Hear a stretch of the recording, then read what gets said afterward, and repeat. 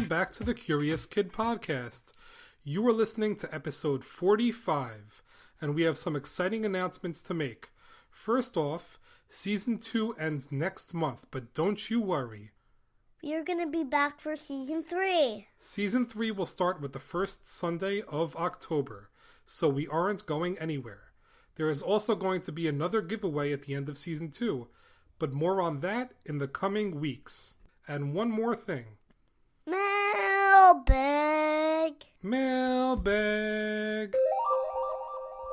Our email this week comes from the great state of Texas. It says, "Hello, my name is Wolfgang, and I live in Dallas, Texas, and I am 7 years old in the first grade. I listen to your podcast at night before falling asleep. I have learned so many things. My favorite is the one, Curious About Television. I thought it was funny that the inventor didn't let his own kids watch TV. I would like you to make a podcast episode about why do we hiccup. Thank you for making the podcast. I hope my letter gets read soon. Sincerely, Wolfie." I love your suggestion, Wolfie, and I love your name too. It is an amazing name and an equally amazing suggestion. This week we are getting curious about hiccups for Wolfie. That was an interesting hiccup sound. We are getting curious about hiccups, and we have a special surprise for Wolfie and all our other listeners in just a few minutes, so stick around. We should talk about the diaphragm in order to learn about hiccups. The diaphragm is a muscle that is dome-shaped, and it can be found at the bottom of your chest. The diaphragm is really important for helping you breathe. When you inhale, it drops down to allow more air in your lungs. When you exhale, it relaxes and goes back up, pushing air through your nose and mouth. But sometimes the diaphragm doesn't work like it's supposed to. When it's not working just right, the diaphragm can move down suddenly in a jerky movement that brings air into your throat suddenly. When that air hits your voice box, your vocal cords close, forcing you to hiccup. Hiccups are so annoying. That's true. They are harmless and usually go away very quickly, though. But they're also annoying because they happen very suddenly. That's because hiccups are involuntary. They sneak up on you very suddenly, and there is not much you can do to stifle them. Do other animals get hiccups too?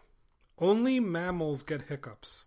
If you listened to episode 27 on dolphins, you know that one of the unique characteristics of mammals is that they get milk from their mommies by nursing when they are babies.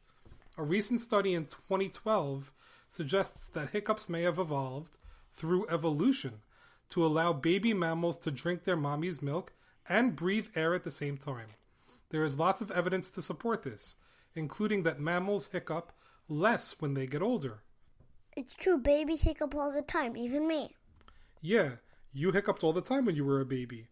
You saw that with your little brother too. Babies hiccup so much, and as you get older, you will probably hiccup less and less. If you get the hiccups, just hang in there because it will probably go away in a few minutes. It usually does, but not always.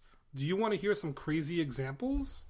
Well, a man by the name of Charles Osborne is in the Guinness World Record book for having the hiccups for 68 years in a row. How many hiccups did he have in 68 years? I'm glad you asked, and I think we should make that our question of the week. How many hiccups did Charles Osborne have when he suffered from hiccups for 68 years in a row? More recently, a man by the name of Christopher Sands from Great Britain had hiccups for 27 months.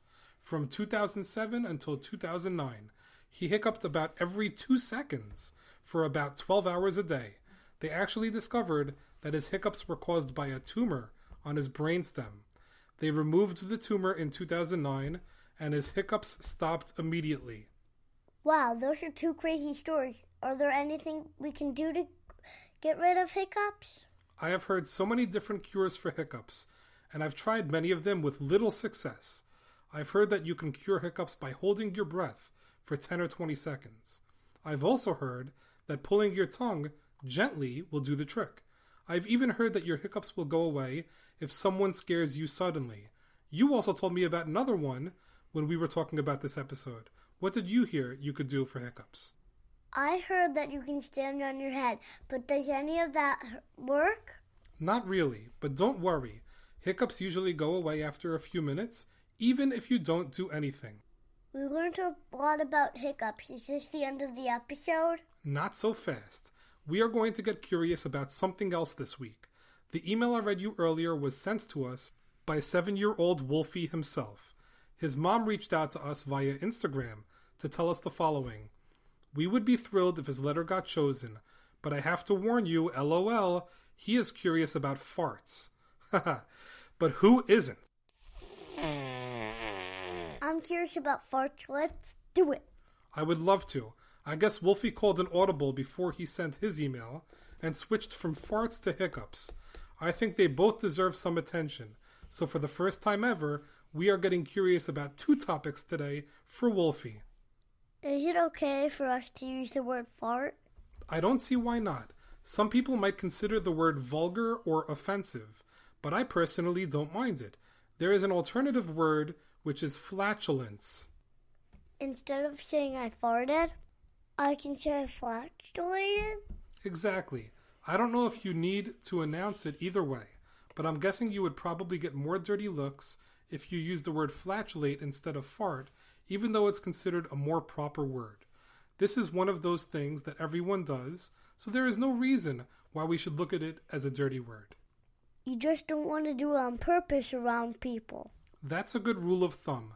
I think it's the act that could be considered disgusting if you do it at the wrong time. The word flatulence comes from Latin. It is derived from the Latin word flatus, which means a blowing or breaking wind. There is actually a word for the scientific study of flatulence, and as you could probably guess, it's flatology. You may have made the wrong career choice. I'm happy with what I'm doing, but flatology sounds interesting as well. A fart starts off as gas made in the stomach or intestine. Eventually, that gas passes through the rectum. It can sometimes result in a sound or smell, or both. What causes farts to make noise and smell bad? The noise is caused by vibrations of the anus. The smell is a bit more complicated. Over 99% of the gas is made of non-smelly gases. The other tiny amount is made of sulfur gases like hydrogen sulfide and dimethyl sulfide. These sulfur gases make up a tiny amount of the total gas, but can still pack a punch. Do all humans fart? Yes, although many of them probably don't make a spectacle of it like your daddy does. And do all animals fart? No. So let's play a fun game for our second question of the week. I'm going to name 3 animals, and you have to guess which one does not fart. Here we go. Bats, birds, and cockroaches. I think I know the answer. We will find out in just a second, but here are some more facts on farts. The average number of fart episodes a day for humans is 8 to 20. Often it's the first episode of flatulence after waking up that is the largest, presumably because all of the gas that is built up overnight has to come out. I don't know if I fart that much anymore, but I can get carried away by a whoopee cushion. Of course, whoopee cushions are amazing. In 2008, someone actually created a fart app for the iPhone. It was so popular, the app earned nearly $10,000 in one day. How can we treat flatulence? Well, just like hiccups, flatulence doesn't need to be treated unless it appears as though something is wrong, because flatulence can sometimes be telling you that something more serious is happening. The first solution to treating flatulence would be to remove any foods or drinks in your diet that might be causing it. For example, carbonated drinks like soda can cause flatulence. If that doesn't work, and the flatulence is troublesome, you should see a doctor. There are medications available over the counter that could help. Let's get to the questions of the week. Great idea. Remember our friend Charles Osborne that had the hiccups for 68 years? We didn't know exactly how many times he hiccuped, but we do have an estimate. Approximately how many times did Charles Osborne hiccup in 68 years? I'm going to say 1,200 times. You're on the right track because 1,200 is a very big number, but not quite big enough. The correct answer is 430 million hiccups in 68 years. That's unbelievable. The second question was, which of these animals does not fart? Bats, birds, or cockroaches? What do you think? I think cockroaches. I would have guessed the same thing, but unfortunately, it's not the right answer. Cockroaches do fart. So do bats. Birds do not fart. I guess they are better at flying through the wind than breaking wind. Well, that does it for this week's episode. Thank you so much for listening to this week's podcast, number 45, on hiccups and farts. Great job, Olivia. If you want to get in touch with us, just like Wolfie and his mommy did, send us an email or say hi to us on Instagram. We've never met Wolfie or his mommy, but thanks to email and Instagram, it feels like we know them. Send your emails to CuriousKidPodcast@gmail.com. As always, thank you so much for listening and getting curious with us.